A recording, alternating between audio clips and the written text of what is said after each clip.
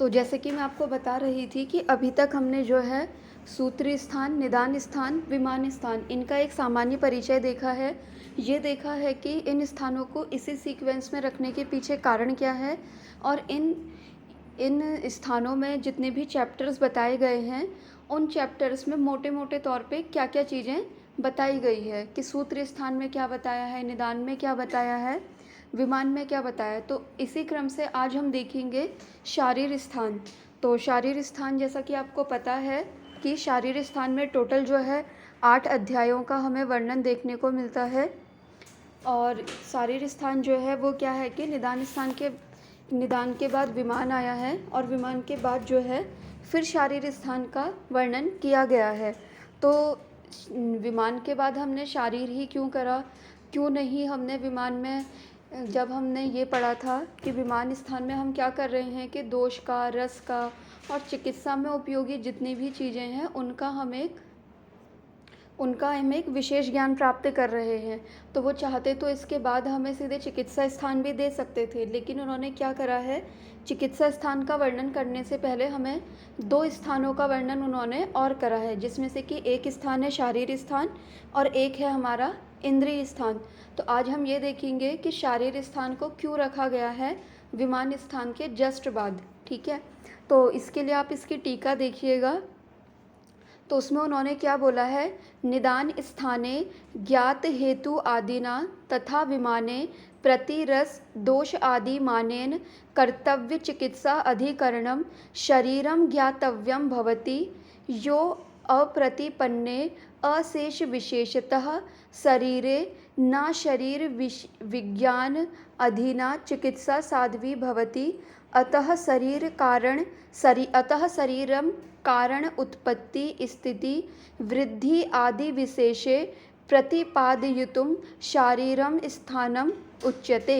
यानी कि क्या कह रहे हैं कि इससे पहले जो हमने निदान स्थान पढ़ा था उसमें हमने हेतुओं के बारे में पढ़ा था, ठीक है। हमने ये देखा था कि हेतुओं का हमें कैसे असेसमेंट करना है, वो हमने देखा था निदान स्थान में।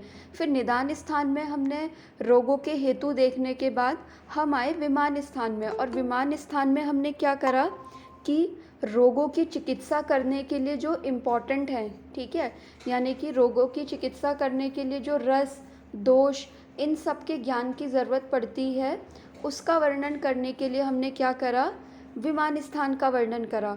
अब क्या कह रहे हैं कि अब हमने जो चिकित्सा करनी है, चिकित्सा हमें किसकी करनी है, शरीर की करनी है, ठीक है। तो क्या कह रहे हैं कि आयुर्वेद के अकॉर्डिंग शरीर क्या है, ठीक है, उसकी उत्पत्ति कैसे होती है, वो स्थिति क्या है, उसकी वृद्धि कैसे होती है, इन सब बातों को ही जानने के लिए हमने क्या करा है, शारीर स्थान का वर्णन हमने स्टार्ट करा हुआ है। क्योंकि मान लीजिए आपको डिज़ीज़ भी आपने पढ़ ली, आपने ये भी पढ़ लिया कि इस डिज़ीज़ के ये हेतु होते हैं, इस डिज़ीज़ में हमें ये मेडिसिन देनी होती है, या फिर दोषों के अकॉर्डिंग इसमें हमें वमन कराना है, विरेचन कराना है, बस्ती करानी है। लेकिन चिकित्सा आपको करनी किसकी है, व्यक्ति की करनी है, शरीर की करनी है, ठीक है। अब आयुर्वेद के अकॉर्डिंग ये शरीर होता क्या है, ठीक है।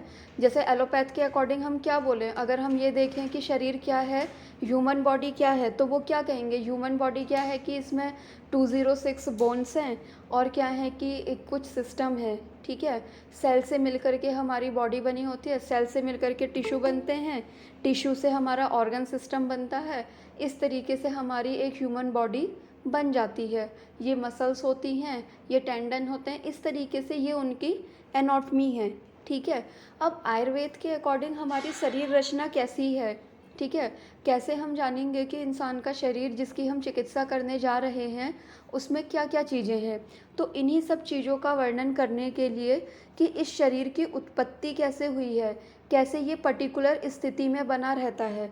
पर्टिकुलर स्थिति में बना रहता है का मतलब ये है कि जब हम पैदा होते हैं, पैदा होने के बाद फिर हम बच्चे होते हैं, बच्चे के बाद फिर हम जवान वाली स्टेज में आते हैं, फिर हम धीरे धीरे करके वृद्ध होते हैं और फिर हमारी डेथ हो जाती है। तो ये इस तरीके का ये जो पूरा क्रम है बचपन से लेकर के डेथ होने तक का, ठीक है, उस कंडीशन में हमारा शरीर किन किन चीज़ों से मिलकर के बना है, उसकी उत्पत्ति कैसे हुई है, उसकी वृद्धि कैसे होती है, ठीक है, कि मतलब कोई बच्चा पैदा हुआ, फिर पैदा होने के बाद वो धीरे धीरे करके ग्रोथ हुई उसकी, तो उस ग्रोथ के पीछे उसका कारण क्या होता है। ठीक है, इन्हीं सभी चीज़ों का वर्णन करने के लिए इन्होंने क्या करा है, शारीर स्थान का वर्णन करा है। और शारीर स्थान में भी इन्होंने जो पहला चैप्टर बताया है वो बताया है इन्होंने कतिधा पुरुषियम शारीरम, यानी कि क्या, पुरुष जो है वो कितने प्रकार का होता है, यहाँ पे इन्होंने इसका वर्णन करा हुआ है। ठीक है, जब हम आगे चल के जब ये चैप्टर हम पूरा पढ़ेंगे तो हम उसमें देखते हैं कि इन्होंने धातु भेद से पुरुषों के प्रकार बताए हैं। जैसे किसी ने बोला है कि एक धातुज पुरुष होता है, किसी ने बोला षड धातुज पुरुष होता है, किसी ने बोला कि 24 तत्वों से मिलकर के बना होता है। ठीक है, फिर लास्ट में उन्होंने क्या बोला कि जो षड धातुज पुरुष होता है वो होता है हमारी चिकित्सा का अधिकरण, जिसकी कि हमें चिकित्सा करनी होती है। अब अगर आपने बेसिक पहले पढ़ा होगा यूजी में, तो उसमें आपने देखा होगा कि षड धातुज पुरुष में हम क्या पढ़ते हैं, पंच महाभूत और आत्मा से मिलकर वो बना हुआ है। ठीक है, तो पंच महाभूत क्या है, ठीक है, आत्मा क्या होती है, आत्मा को कैसे ज्ञान होता है, कैसे वो दुख का कारण नहीं है, इन सब चीज़ों का वर्णन इन्होंने इस पहले अध्याय में करा हुआ है। ठीक है, तो ये तो बात हुई हमारे शारीर स्थान की। अब हम इसका जो ये पहला अध्याय है इसकी इंडेक्स देखेंगे यानी कि इसकी विषय सूची देखेंगे और ये जानने की कोशिश करेंगे कि आखिर उन्होंने शारीर स्थान के पहले अध्याय में किन किन विषयों का वर्णन करा हुआ है। तो सबसे पहला हमारा जो अध्याय है वो है कतिधा पुरुषी अध्याय। इसमें इन्होंने क्या करा है कि ये जो चैप्टर बना है इसमें पुरुष का अधिकरण लेकर के इन्होंने अग्निवेश ने क्या करे हैं, कुछ क्वेश्चन पूछे हैं पुनर्वसु आत्रेय से। ठीक है, उसमें उन्होंने क्या क्या क्वेश्चन पूछे हैं, उन्होंने ये पूछा है कि धातु भेद से पुरुष के कितने भेद होते हैं, मन का क्या लक्षण होता है, मन के क्या गुण हैं, मन के अर्थ क्या हैं, मन के कर्म क्या हैं। ठीक है, अब आपको पता है जब आप स्वस्थ व्यक्ति की परिभाषा पढ़ते हो आयुर्वेद के अकॉर्डिंग, तो हम उसमें क्या पढ़ते हैं, समदोषा सम अग्नि सम धातु। ठीक है, सम धातु मल क्रिया प्रसन्न आत्म इंद्रिय मना।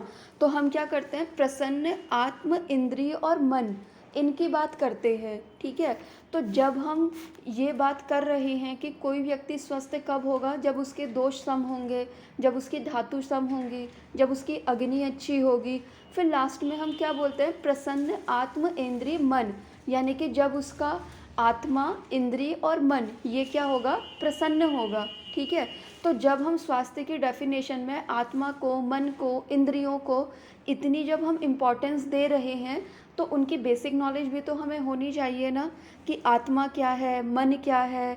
कैसे हम जानेंगे कि हमने जब पेशेंट का ट्रीटमेंट कर लिया है तो प्रसन्न आत्म इंद्रिय मन हुआ है कि नहीं हुआ है।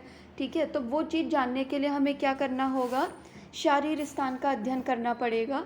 और शारीर स्थान में भी जो पहला अध्याय है उसका अध्ययन करना पड़ेगा, जिससे कि हमें ये पता चले कि जिस मन की हम बात कर रहे हैं वो मन होता क्या है, उसके लक्षण क्या हैं, उसके गुण क्या हैं, क्या उसके अर्थ हैं, क्या उसके कर्म हैं। जब तक आपको मन के कर्म नहीं पता होंगे तब तक आप पेशेंट आपके सामने आएगा तो आप कैसे असेसमेंट कर लेंगे कि उसके मन के जो कर्म हैं वो प्रॉपरली हो रहे हैं कि नहीं हो रहे हैं।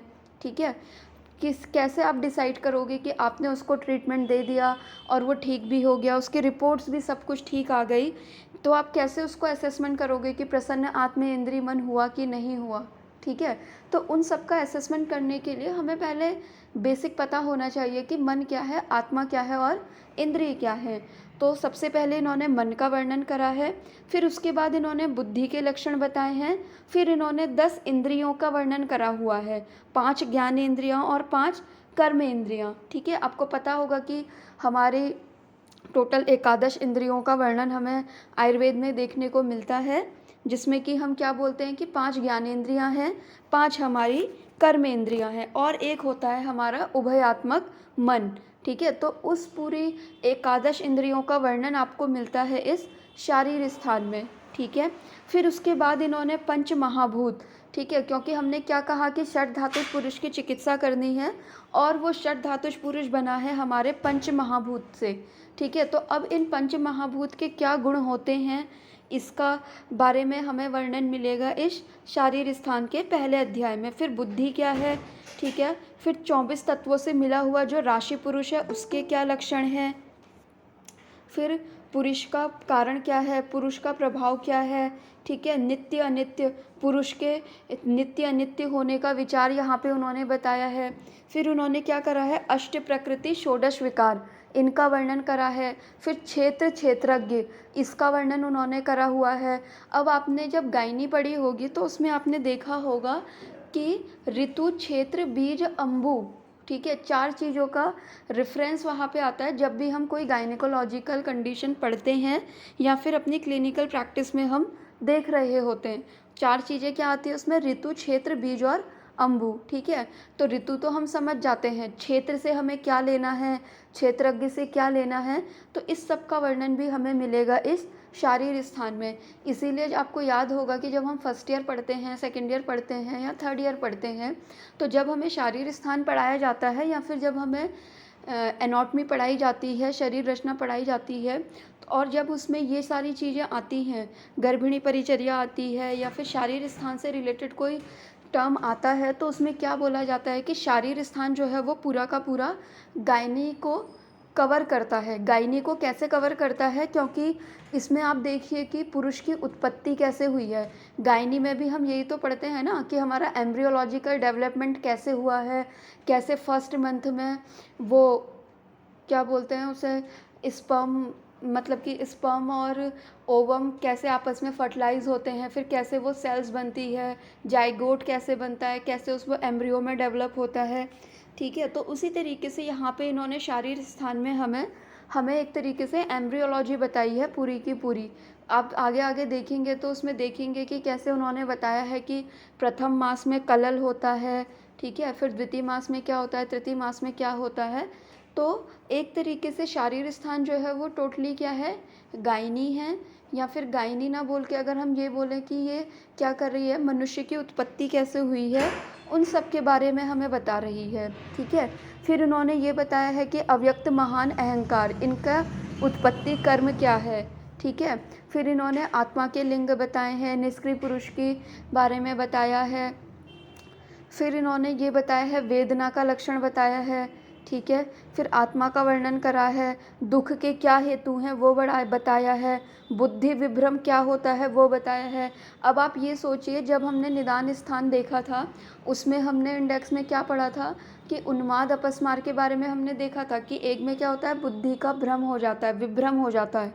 तो अब उस बुद्धि के विभ्रम होने के क्या लक्षण होते हैं उसका डिस्क्रिप्शन आपको कहाँ मिलेगा, इस शारीर स्थान में, ठीक है। इसके अलावा धृति विभ्रम के क्या लक्षण है, स्मृति विभ्रम अगर किसी का होता है, ठीक है, अपस्मार में हम देखते हैं ना कि स्मृति का नाश हो जाता है, ठीक है। तो स्मृति विभ्रम क्या होता है, उसके सिम्टम्स क्या होते हैं, स्मृति हम बोलते किसे हैं उसका लक्षण आपको मिलेगा इस शारीर स्थान में। फिर हम बार बार बोलते रहते हैं कि बहुत सी व्याधियों का कारण क्या है, प्रज्ञा अपराध है। तो ये प्रज्ञा अपराध क्या है उसके बारे में इन्होंने हमें बताया है शारीर स्थान के पहले अध्याय में।